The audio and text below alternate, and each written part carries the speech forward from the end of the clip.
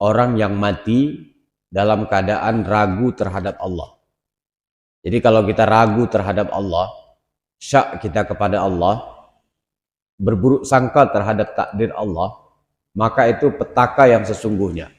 Kalau kita meninggal dalam keadaan ragu terhadap Allah, kekuasaan Allah, ataupun kudratullah, maka meninggal kita dalam keadaan tidak beriman kepada Allah Subhanahu wa Ta'ala.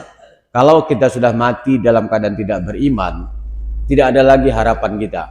Walaupun kita melakukan, orang-orang di sekitar kita melakukan tahlil mau 3 hari, 7 hari, bahkan 7.000 tahun sekalipun, itu tidak ada artinya. Karena pada hakikatnya ketika kita meninggal dalam keadaan kafir, itu semua terputus amal kebajikan kita dan dosa-dosa kita dilipat gandakan oleh Allah Subhanahu wa Ta'ala. Dan umat Islam tidak lagi berfungsi untuk mendoakan kita.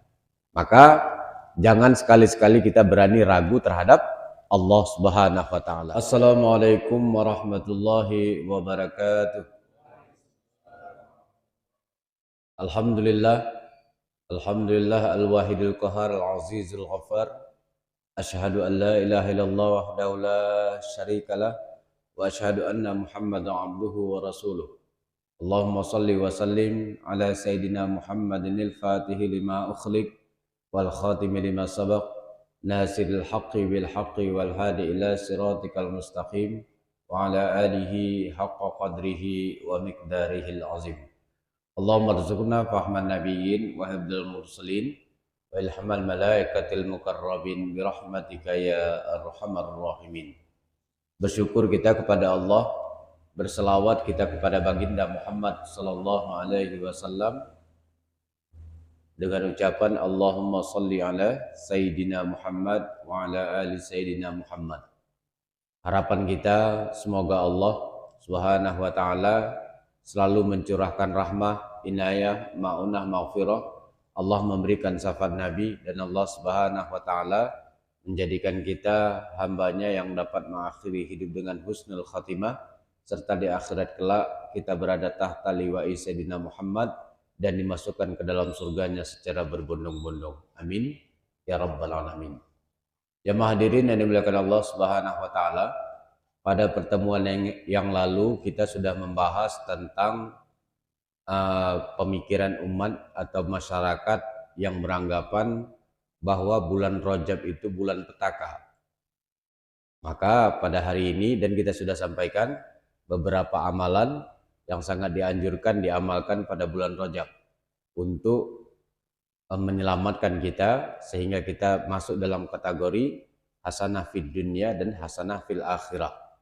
Pada pagi hari ini, jamaah hadirin yang dimuliakan Allah Subhanahu wa Ta'ala, kita akan menyampaikan sebagai wujud bahagia kita bulan di mana manusia yang paling agung yaitu Sayyidil Mursalin Khataman Nabiyyin Muhammad sallallahu alaihi wasallam dilahirkan ke permukaan bumi ini yang dikenal dengan bulan Rabiul Awal.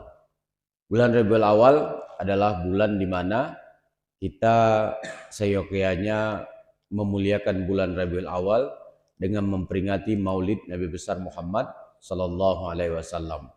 Memperingati Maulid ini bukan dalam artian dengan acara yang mewah-mewah, tapi setidaknya kita berkorban sedikit daripada harta kita dengan cara bersedekah, dengan cara menjamu tamu ataupun menghormati tetangga kita, serta menjadikan sebagian daripada harta kita belanjakan di jalan Allah Subhanahu wa Ta'ala. Jadi pada hakikatnya pada bulan Rabiul Awal ini kita berusaha semaksimal mungkin agar terhindar dari petaka yang sesungguhnya. Jadi petaka itu tidak harus, atau musibah itu tidak harus kita khawatirkan pada bulan Rajab, pada bulan Safar saja kemarin, tapi pada setiap bulannya. Pada setiap bulannya kita khawatir terhadap petaka atau bencana.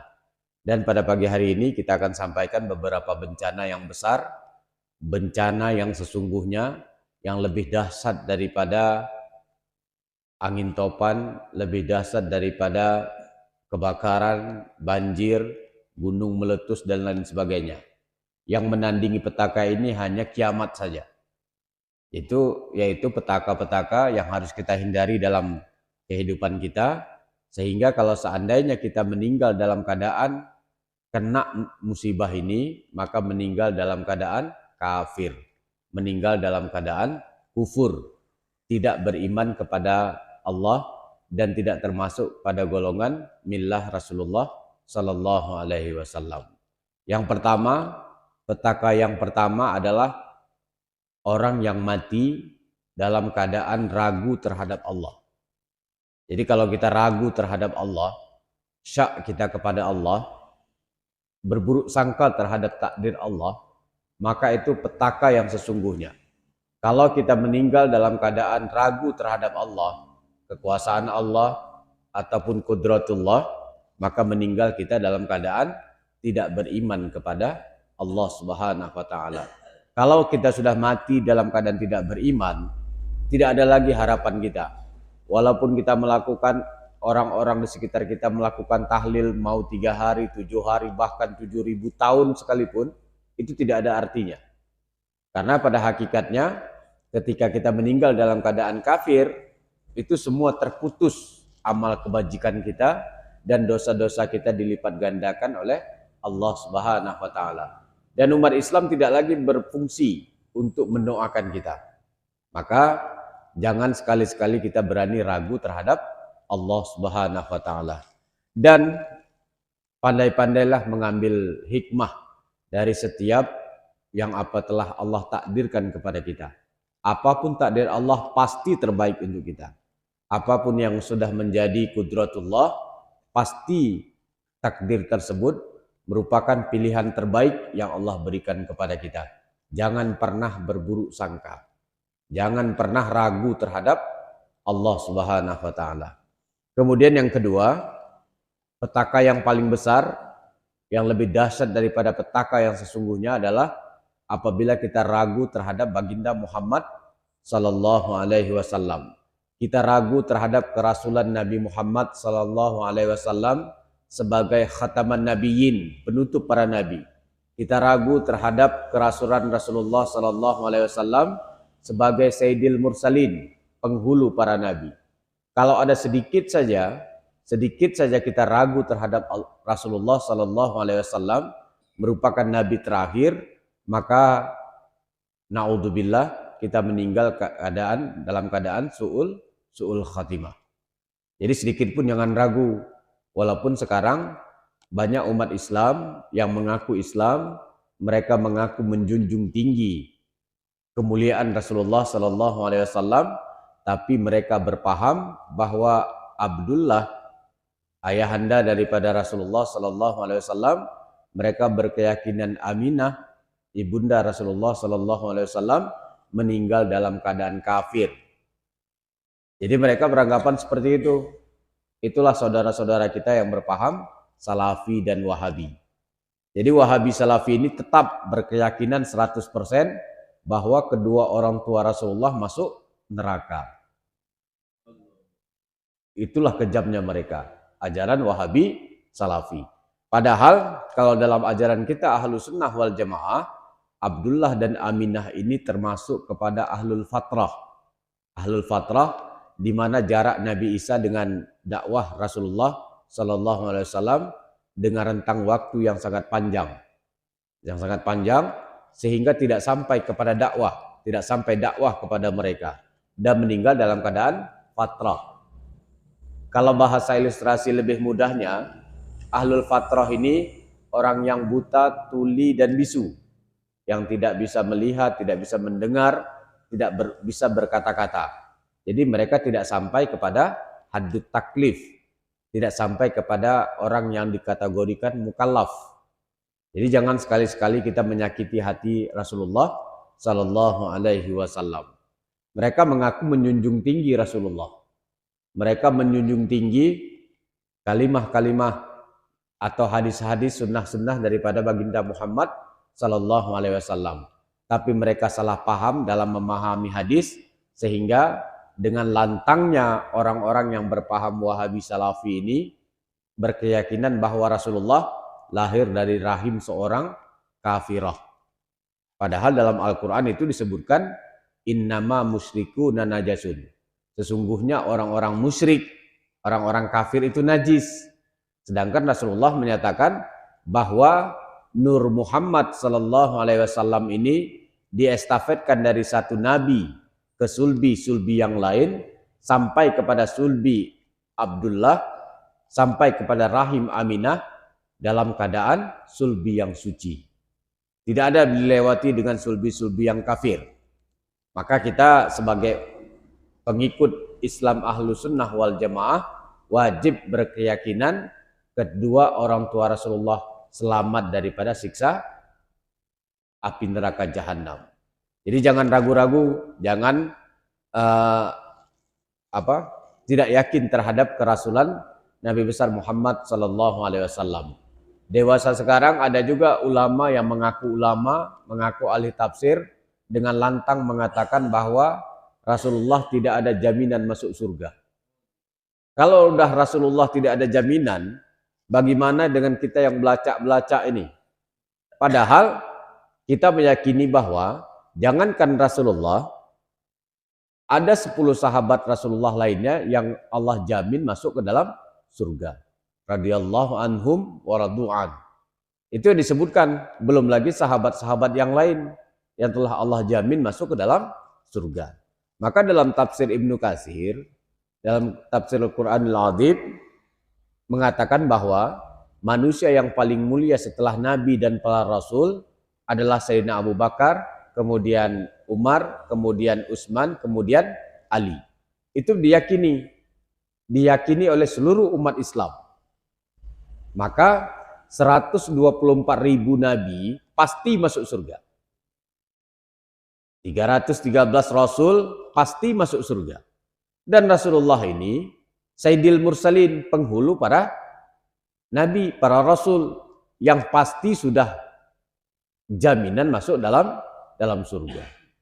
Buktinya bahwa Rasulullah Shallallahu Alaihi Wasallam ketika melakukan sholat qiyamul lail, sholat malam, sampai bengkak kakinya, karena ketika disampaikan oleh Ummul Mukminin Aisyah bahwa Rasulullah ini sudah ada jaminan masuk surga. Beliau maksum seperti malaikat, tidak berdosa dan dosa-dosa tidak berdosa sebelumnya, bahkan kedepannya sudah tidak diampunkan dosanya oleh Allah Subhanahu wa taala. Jadi Rasulullah tidak berdosa dan seluruh nabi tidak ada yang berdosa. Maka Aisyah mengatakan, kenapa sudah ada jaminan surga masih melakukan sholat?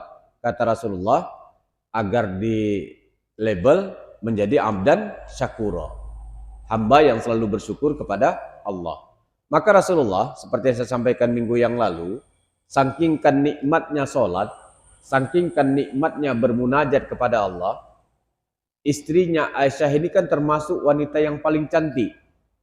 Secantik-cantiknya wanita di dunia ini, dibandingkan dengan Aisyah, bandingannya 70 kali lipat kecantikan Aisyah. Tapi ketika Aisyah tidur di depan Rasulullah, tidak bergeming sedikit pun. Beda dengan kita. Istri kita tah di mana, dalam sholat pun masih kita bawa. Belum lagi apabila kalau kita seandainya ada masalah sama istri kita. Kenapa nggak kutumbuk ya tadi? Seperti itu. Kadang-kadang kita susah juga hati kita. Kita sayang sama istri, dianggap tidak sayang. Padahal ketika kita punya anak, dianggapnya kita sudah tidak lagi sayang sama istri, tapi sayang sama anak kita. Padahal kalau kita buktikan secara nyata, jauh lebih kita sayang kepada istri dibandingkan dengan anak. Buktinya apa? Kalau kita pulang kerja, anak kita digendong sama laki-laki lain, sama bapak-bapak lain, kita nggak marah kan? Silakan gendong anak saya. Coba istri kita digendong orang, ngamuk kita. Itu bukti bahwa suami pasti sayang istri. Jangan difitnah sayang suami itu. Nah, jadi kita sebagai pengikut umat Rasulullah Sallallahu Alaihi Wasallam, maka seyogyanya kita jangan pernah sekali-kali ragu terhadap kerasulan Nabi Muhammad, anak Abdullah dan Aminah. Kemudian petaka yang paling besar musibah yang paling besar adalah ragu terhadap Al-Quran. Ragu terhadap Al-Quran sebagai kalamullah. Dalam Al-Quran disebutkan ada dua penyakit orang-orang Bani Israel. Dua penyakit, banyak kesalahan Bani Israel, tapi ada dua kesalahan yang paling fatal. Alladzina yakfuruna bi ayatillah wa yaqtuluna an-nabiyina bighairi haq. Jadi ada dua kesalahan di antara sekian banyak kesalahan. Kesalahan yang pertama, orang Bani Israel itu alladzina yakfuruna bi ayatillah. Mereka ingkar terhadap ayat-ayat Allah. Wa yaqtuluna an-nabiyina bighairi haq. Mereka membunuh para nabi. Orang akhir zaman sekarang mereka jelas menyatakan bahwa kufur terhadap Allah. Kufur terhadap kalamullah. Kufur terhadap Al-Quran. Satu ayat dia percaya, ayat yang lain tak percaya. Seperti salah satu contoh sebenarnya di bawah nanti ada. Mereka selalu percaya dengan wahwa ma'akum ar-Rahman alal arsistawa. Mereka meyakini Allah di atas arsy. Mereka meyakini Allah di atas langit. Duduk bersila di atas arsy. Padahal ada ayat lain wahwa ma'akum ainama kuntum. Mereka mengatakan maksud daripada ayat itu ilmu. Sedangkan daripada ayat Ar-Rahman alal arsistawa dalam surat Toha, Al-Muluk, Al-Hadid dan lain sebagainya mengatakan Allah berada di atas langit. Ini satu ayat dia yakini, ayat yang lain tak diyakini. Itu kesalahan fatal orang-orang yang ingkar terhadap ayat-ayat Allah. Alladzina yakfuruna bi ayatillah. Yang kedua, wa yaqtuluna an-nabiyina bighairi haq. Ini umat akhir zaman kan nggak mungkin membunuh nabi. Karena Nabi Muhammad ini nabi yang paling terakhir. Khataman nabiin, penutup para nabi. Tapi kesalahan orang sekarang berusaha membunuh sunnah-sunnah nabi. Berusaha membunuh sunnah-sunnah nabi. Kalau kita baca Yasin dalam malam Jumat, mana dalilnya baca Yasin? Haram yasinan, bid'ah, sesat, masuk neraka. Al-Quran ini sunnah Nabi. Dia tidak bisa membedakan antara ibadah tauqif dengan ibadah khairu tauqif. Salat, puasa, zakat, haji, kurban ini ibadah tauqif yang tidak bisa diganggu-gugat. Tapi kalau baca Al-Quran, ini bukan khairu tauqif, bukan tauqif, tapi khairu tauqif. Boleh dimanapun, kapanpun, siapapun boleh baca. Kita mau baca Al-Quran, mau baca surah Al-Baqarah, mau malam Senin, mau malam Selasa, terserah. Mau sambil berdiri, sambil duduk, sambil sendiri, ramai-ramai, tidak ada masalah. Yang penting baca Al-Quran. Masuk dalam kategori 30 juz, baca Al-Quran masuk dari 114 surat. Itu tauqifnya.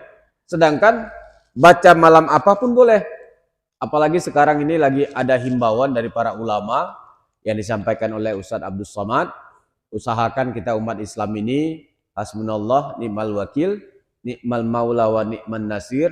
Setelah sholat, habis maghrib usahakan baca surat Yasin. Baca surat Yasin ketika ketemu dengan ayat idza arada syai'an ayyakula lahu kun fayakun. Kita niatkan saudara-saudara kita di Rempang yang di Batam itu, Allah selamatkan. Mereka sudah hidup ratusan tahun nenek moyangnya, punya tanah dan punya sertifikat dan lain sebagainya, tapi mereka sekarang diusir secara membabi buta. Sedih. Coba makcik kita di situ, wawak kita di situ, adik atau abang kita di situ, betapa hancurnya hati kita. Maka kita berdoa, semoga Allah memberikan jalan terbaik untuk mereka. Ini yang paling menyakitkan lagi, jamaah hadirin yang dimuliakan Allah Subhanahu wa taala. Ustadz Abdus Somad yang membiayai memberikan makan itu ditangkap sekarang. Jadi yang memberi makan, yang biayai Ustadz Abdus Somad diberikan, beliau kan 1 bulan itu dapat dari YouTube-nya itu sekitar 6 sampai 700 juta sekarang. Setiap bulannya gaji beliau. Itu tidak dimakan sepeser pun. Dibelikan semua bahan makanan pokok diberikan kepada orang-orang yang menuntut hak mereka. Tapi oleh orang-orang yang tidak bertanggung jawab, dianggap bahwa Ustaz Abdul Somad ini membiayai orang jahat. Jadi kita berdoa kepada Allah, pasti Allah memberikan jalan yang terbaik. Apapun ceritanya, idza arada syai'an ayyakula lahu kun fayakun. Yakinlah Allah akan memberikan jalan terbaik dan mengabulkan doa-doa orang yang terzolimi. Kita nggak bisa bayangkan kalau seandainya kita yang sudah hidup puluhan tahun di Bukit Rata ini, tiba-tiba tidak ada ganti rugi, diusir. Kalau kena tol kayak kemarin, ongkang-ongkang kaki orang sini kan. Bahkan sudah kena tol nggak tahu masjid lagi. Gelap langsung matanya. Karena saya perhatikan, mungkin pindah ya. Mungkin pindah. Dulu sering saya lihat ada orang-orang yang sebelum kena tol rajin ke masjid. Sekarang udah nggak nampak lagi, pindah mungkin ya. Pindah. Tapi nggak apa-apa, dimanapun mereka berada tetap dekat kepada Allah Subhanahu wa Ta'ala. Jadi jangan pernah ragu terhadap ayat Al-Quran. Dari mulai babnya Bismillah sampai akhir daripada surat An-Nas itu, kita wajib yakin. Wajib yakin. Kalau kita nggak paham, seakan-akan membenturkan satu ayat dengan ayat yang lain, kembali kepada tafsir. Ulama tafsir yang lebih paham tentang Al-Quran. Jangan kita main seronong saja. Baca terjemah, oh ini hukumnya. Pas ketemu ayat lain, pening. Akhirnya apa? Ingkar terhadap ayat Allah. Dan jangan pernah mencoba membunuh sunnah-sunnah Nabi besar Muhammad Sallallahu Alaihi Wasallam. Jadi ada saudara kita yang nggak suka dengan maulid, jangan haramkan. Jangan haramkan kalau nggak suka dengan maulid. Kalau nggak suka dengan wirid yasin, dengan tahlil, jangan haramkan. Nggak ikut tahlil, nggak ikut wirid yasin, nggak ikut maulid, nggak ikut Isra Mi'raj, nggak ada masalah. Karena itu cara ulama menghidupkan sunnah-sunnah Nabi besar Muhammad Sallallahu Alaihi Wasallam. Saya tidak bisa bayangkan, itu orang kampung saya, kampung Menanggini, yang umurnya 50 ke atas, 60 tahun, itu rata-rata buta huruf, nggak bisa baca Al-Quran. Nggak bisa baca Al-Quran mereka. Karena dulu nggak ada listrik, mungkin nggak ada guru. Nggak bisa baca Al-Quran. Tapi alhamdulillah, dengan tua renta mereka hafal surat Yasin. Hafal surat Al-Baqarah, akhir. Hafal Asmaul Husna. Hafal. Kita yang sok-sok jago nih, suruh baca Asmaul Husna, kewer-kewer, nggak sanggup, nggak hafal. Saya buktikan 600 mahasiswa saya, satu orang itu pun karena pernah ikut lomba Asmaul Husna, baca Asmaul Husna. 600 orang nggak ada satupun yang hafal Asmaul Husna. Mereka hafal tahtim, mereka hafal tahlil, mereka hafal doa. Cobalah imam-imam kampung tuh kalau udah berdoa, habis dikeluarkannya semua doa itu. Dari mulai kenduri, tolak bala, turun tanah anak, dimasukkannya semua. Dari gini tangan kita berdoa sampai ke bawah tak habis-habis tuh. Nah, jadi doanya panjang. Tahu mereka maknanya? Tak tahu, pokoknya doa. Coba ustaz-ustaz kalau doa yang paham tuh kan singkat, padat. Kena dia acara apa? Tahlil. Ya udah baca doa tentang tahlil. Ini doa tolak bala, doa ngasih makan anak yatim pun keluar. Jangan sampai keluar doa Allahumma jannibna syaitan. Nah, itu doa itu keluar dah kacau kita kan. Nah, jadi jamaah hadirin yang dimuliakan Allah Subhanahu wa Ta'ala, sekali lagi saya sampaikan, maulid atau yasinan itu kan sunnah-sunnah Nabi semua. Baca Al-Quran, kemudian tahlil, selawat kepada Rasulullah, kemudian bersedekah, kemudian silaturahmi, bermusafahah, berjabat tangan, itu kan sunnah Nabi. Dikumpulkan dalam sebuah acara adat, namanya tahlil. Terserah mau nama apapun boleh. Apa mau tanggal 12 Rabiul Awal? Boleh. Mau sekarang pun boleh. Ini kita saja di Aceh, Di Aceh terikat dengan Rabiul Awal. Walaupun ada yang sampai nanti bulan Sya'ban pun masih ada maulid. Isra Mi'raj, maulid masih ada tuh.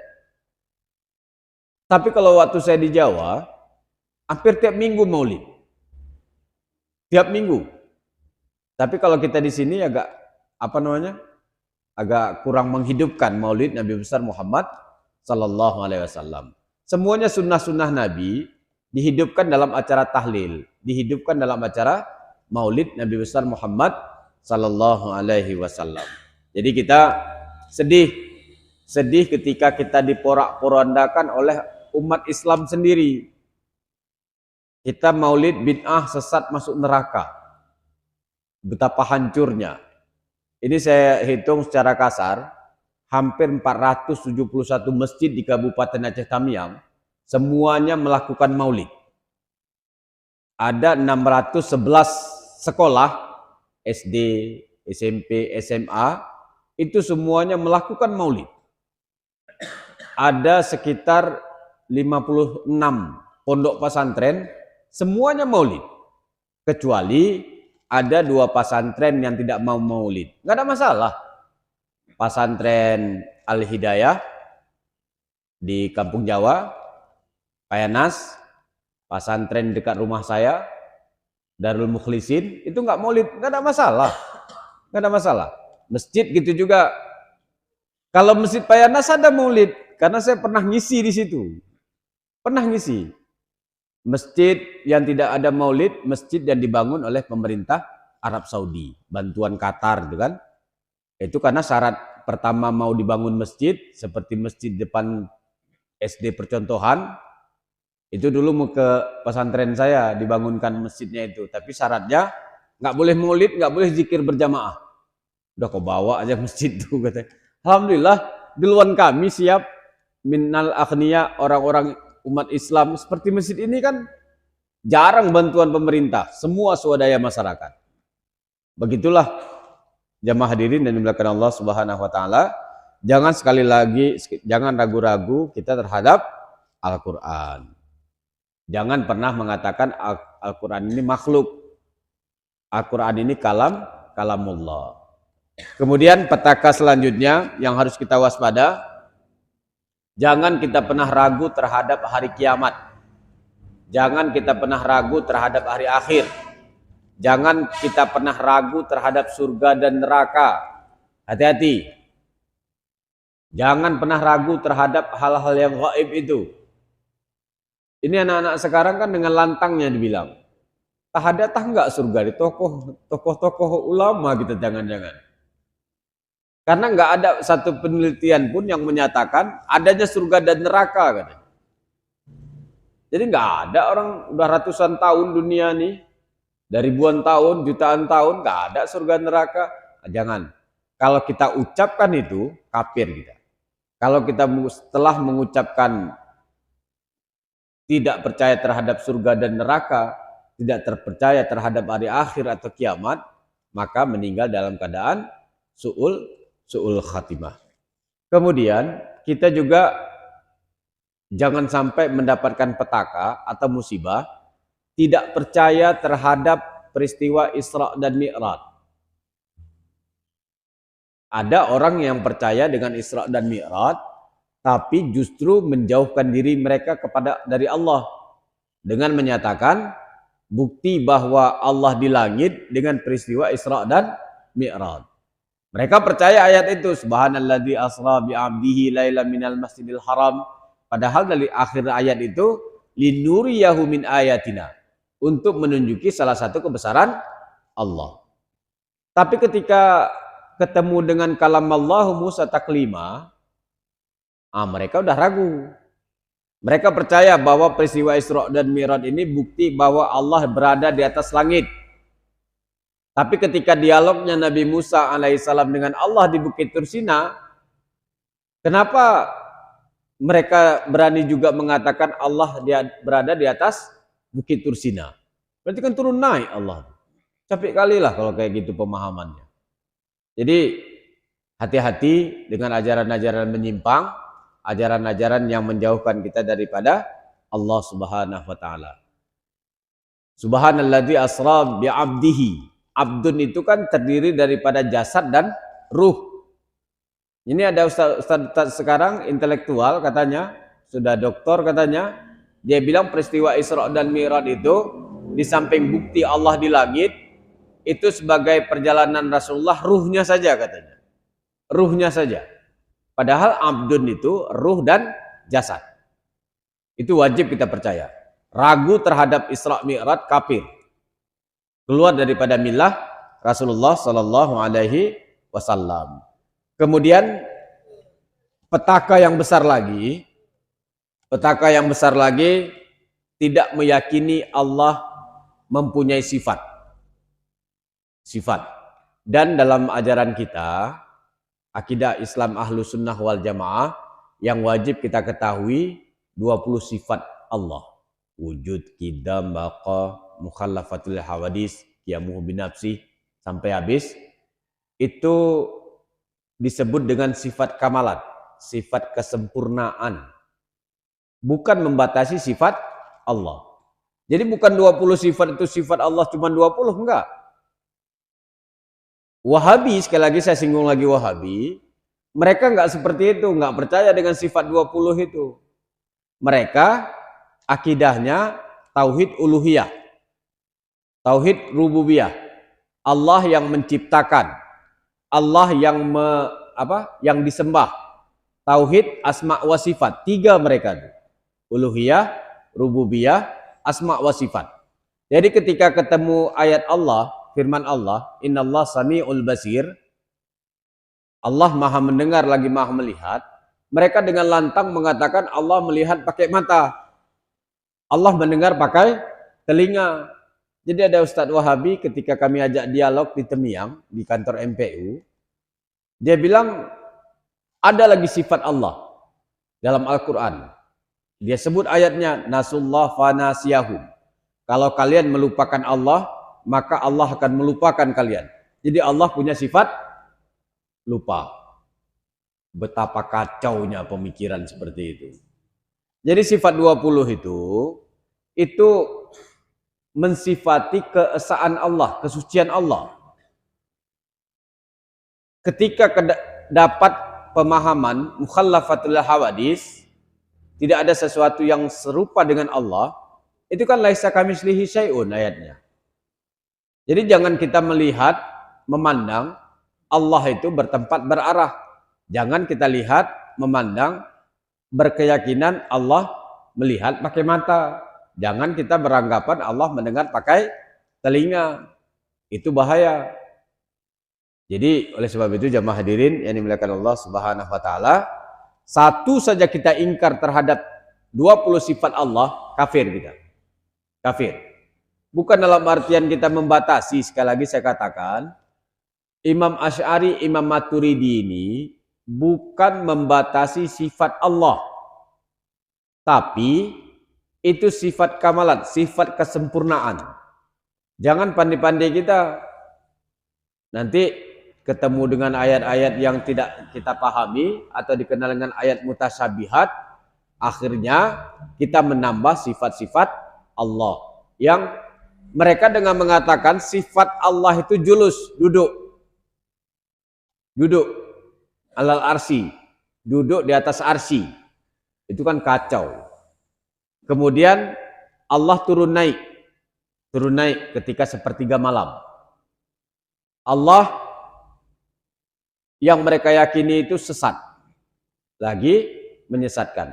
Maka saya ingatkan kepada seluruh kaum muslimin dan muslimah, kalau punya saudara yang berpaham Wahabi, Salafi, berpaham Syiah, ajak dialog lah, ajak dialog. Kita membuka wawasan, ikutlah Saul A'dham, ulama mayoritas.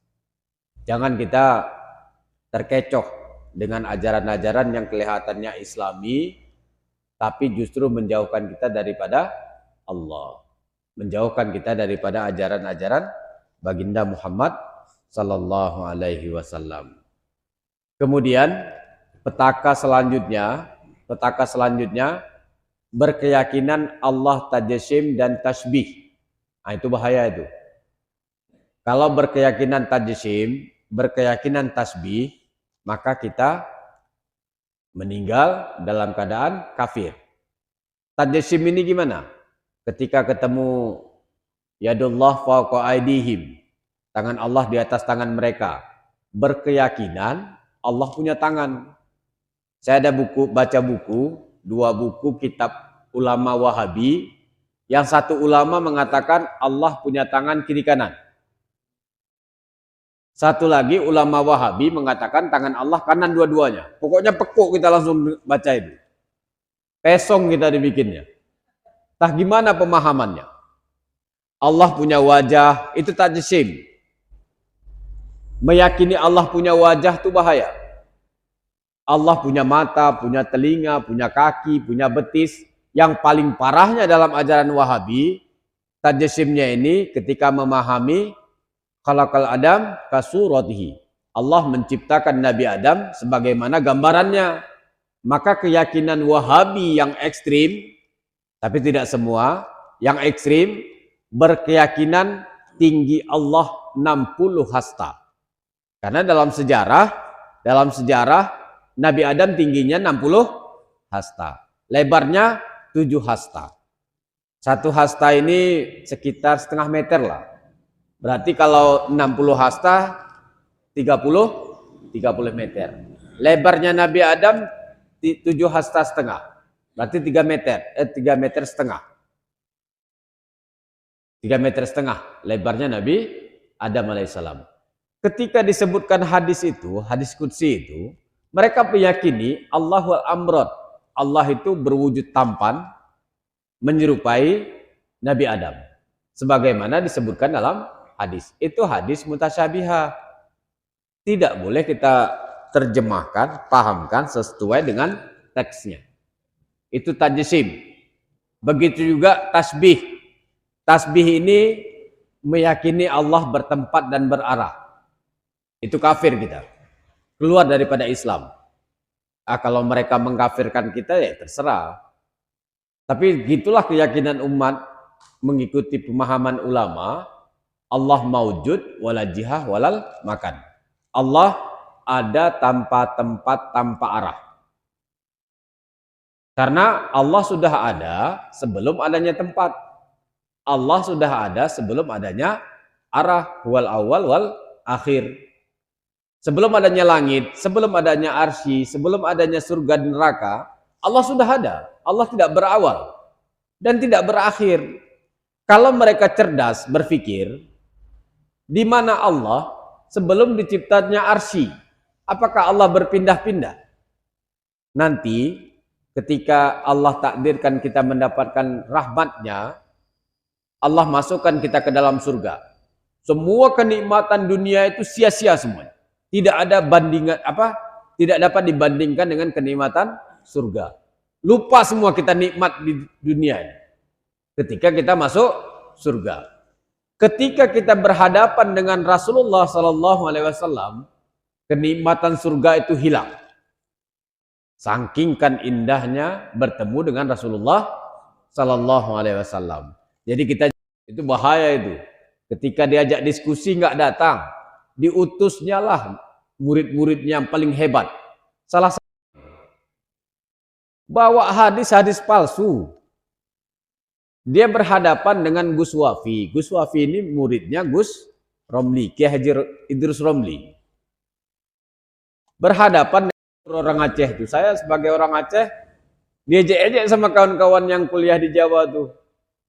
Ini saudara kau ya, katanya. Udahlah kita nggak hebat-hebat kali. Ditambah lagi orang yang memalukan Aceh, menghina keturunan Rasulullah Sallallahu Alaihi Wasallam. Jadi tesis tulisan Kiai Imad itu yang menyatakan keturunan Rasulullah itu putus, itu batal. Karena terbukti Kiai Imad ini menggunakan dalil dari pemahaman Wahabi. Sayyid, Sayyidah, Habib, Habibah, Sarif, Sarifah yang nyeleneh-nyeleneh ataupun yang aneh-aneh, kita jangan benci itunya, benci pekerjaannya saja. Jangan benci orangnya, karena itu keturunan Rasulullah Sallallahu Alaihi Wasallam. Wajib kita hormati, wajib kita hormati. Tapi dalam artian jangan sampai nanti kalau keturunan Rasulullah salah kita biarkan, enggak. Tetap kita berikan nasihat. Kemudian jamaah hadirin yang dimuliakan Allah Subhanahu wa taala, kalau kita berkeyakinan Allah bertempat berarah, maka petaka besar bagi kita. Jadi ajaklah saudara-saudara kita yang berkeyakinan di luar daripada keyakinan umat Islam, mayoritas, ajaklah mereka dialog. Cuman masalahnya, Wahabi ini tak mau diajak diskusi, herannya. Nggak mau. Termasuk beberapa ustadz yang di sini. Kita ajak diskusi, nggak mau. Ada beberapa ustadz hebat lah di Temiang ini berpaham Wahabi. Kami undang ke MPU. Satu orang yang datang. Sampai sana, dia bilang, saya bukan Wahabi, saya Muhammadiyah. Ya selesailah masalah. Kalau udah ngaku Muhammadiyah, sama dengan NU, nggak ada masalah. Termasuk dosen saya waktu saya ngambil doktor dulu, namanya Profesor Dr. Asmuni. Beliau ketua Muhammadiyah Sumatera Utara. Tapi akidahnya akidah seperti kita. Wujud kidam, bakal lebih hafal dia dalil-dalilnya dibanding dengan kami yang ngakunya ahlu sunnah wal jamaah meyakini akidah Asy'ari Maturidi. Ternyata antara Muhammadiyah dengan NU ini berbedanya bukan di akidah, berbedanya di fikah atau fikih.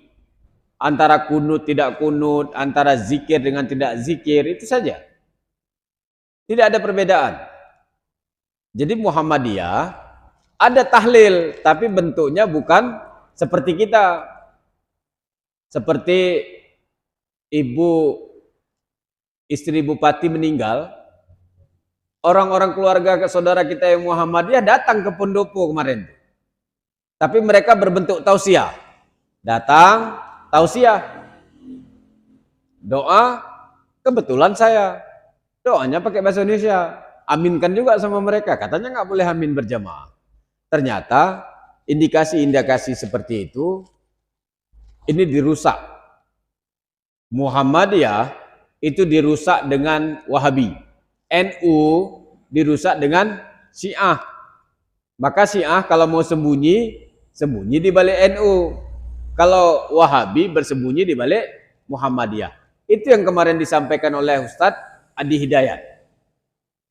Ustadz Adi Hidayat itu beliau Muhammadiyah, tapi kan lurus kan? Nggak pernah dia mengharamkan maulid, mengharamkan tahlil, mengharamkan ritual-ritual umat Islam. Ya silakan, mau kunut tak kunut, mana ada masalah sama beliau. Mau zikir setelah sholat, mau tidak, mau berjamaah, mau sendiri. Makanya kalau mau mengambil referensi di YouTube, kalau di luar daripada NU, ambil Ustadz Adi Hidayat. Beliau lebih bersih. Kalau Ustadz Wahabi, cobalah yang menghalalkan tai kucing, menghalalkan makan buaya, menghalalkan, zina misyar. Wahabi ini ada iming-iming boleh nikah misyar. Nikah misyar gimana? Mereka boleh nikah dengan satu wanita, wanita itu tidak boleh menuntut mahar, nggak boleh menuntut kebutuhan rumah tangga, nggak boleh minta rumah, nggak boleh minta pakaian. Kapan dia suka, tinggalkan. Jadi kalau Wahabi ada nikah misyar. Kalau Syiah, nikah mut'ah. Nikah kontrak, itu lebih ekstrim lagi. Suka sama perempuan tuh, kontrak berapa hari? 7 hari. Udah. Kalau 1 hari 7.000, berarti 7 hari 49.000 bayarnya. Udah selesai. Cari lagi perempuan lain. Karena orang yang melakukan mut'ah, kata ulamanya, itu akan dibukakan 7 pintu surga. Mantap. Makanya ada satu murid Syiah, ketika ustadznya nyampaikan gitu, dia bilang, Syekh, kalau memang satu kali mut'ah membuka 7 pintu surga, bagaimana kalau saya mut'ah istrinya, istri gurunya, atau mut'ah anaknya, dikeluarkan dari majelis itu, kurang ajar kok. Dia boleh nih mut'ah anak orang, boleh mut'ah istri orang. Pas giliran mut'ah istri dia, anak dia tak boleh. Jadi hati-hati, hati-hati. Kemudian jamaah hadirin yang dimuliakan Allah, petaka yang paling menyebar di antara kita menghalalkan yang haram dan mengharamkan yang halal. Seperti tadi, kita boleh nggak baca Al-Quran di rumah orang? Boleh. Tapi Wahabi mengharamkan. Nggak boleh baca Yasin ketika tahlil. Nggak boleh baca Yasin atau baca ini baca itu ayat Al-Quran ketika maulid, ketika Isra Mi'raj. Ini masuk bulan maulid ini, hari di mana mereka bersedih. Karena yang dalam sejarah, iblis itu 4 kali nangis tuh. 4 kali nangis. Yang pertama, nangis ketika diusir dari neraka, dari surga. Yang kedua, nangis ketika turun surat Al-Fatihah. Yang ketiga, nangis ketika kelahiran Rasulullah Sallallahu Alaihi Wasallam dan ketika dilaknat. Jadi kalau ada orang yang sedih, yang marah ketika bulan Maulid, nah itu ante-ante iblis. Sama dengan orang yang ketika iblis diusir dari surga, itu kan dihantam dengan malaikat. Sehingga lari terbirit-birit sampai terkencing-kencing. Kencingnya itulah tumbuh pohon tembakau. Pohon tembakau. Jadi ustadz-ustadz, tengku-tengku, jamaah yang ngisap tembakau, nikmati aja lah. Nikmati. Pasti orang nanya, Ustaz ngerokok enggak? Ah itu kalau ketemu tahulah dia. Baik, terima kasih untuk kesempurnaannya. Saya persilakan jamaah untuk bertanya. Silakan.